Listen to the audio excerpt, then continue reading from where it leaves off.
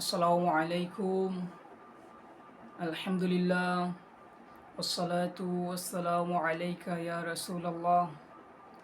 সম্মানিত ভিউয়ার্স, আশা করি আপনারা সবাই ভালো আছেন। আলহামদুলিল্লাহ, আপনাদের দোয়া ও ভালোবাসায় আমি অনেক ভালো আছি। মহান আল্লাহ পাক রব্বুল আলামিন আমাকে যদি তৌফিক দান করেন, তাহলে আপনাদের সম্মুখে পবিত্র মুহররম মাস নিয়ে ক্ষুদ্র আলোচনা করব। আমা তৌফিকি ইল্লা বিল্লাহ।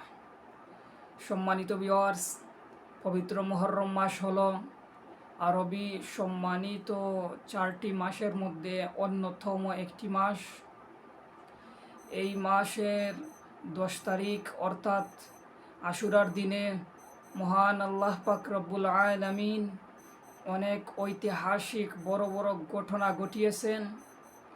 এই দিনে মহান আল্লাহ পাক রব্বুল আলামিন হজরত মুসা আলাইহিস সালাতু ওয়াসসালামকে ফেরাউনের কবল থেকে মুক্তি দিয়েছিলেন।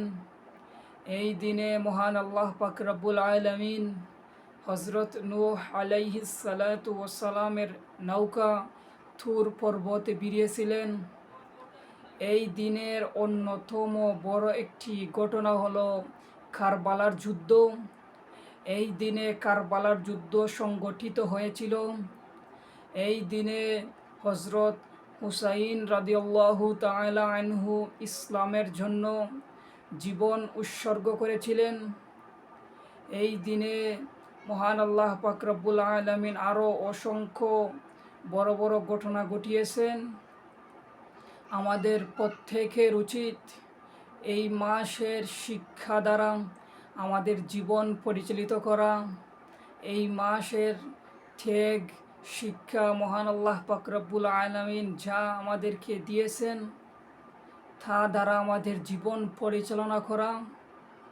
আমাদের প্রত্যেকের উচিত এই মাসে বেশি বেশি করে ইমাম হুসাইন রহমতুল্লাহ আলাইহি এবং অন্যান্য যেসব ঘটনাবলী ঘটিয়েছেন মহান আল্লাহ পাক রব্বুল আলামিন, সেই ঘটনাবলী সম্পর্কে পূর্ণাঙ্গ ধারণা রাখা এবং এসব ঘটনাবলীর থেকে শিক্ষা নিয়ে আমাদের প্রত্যেকের জীবন গঠন করা। সম্মানিত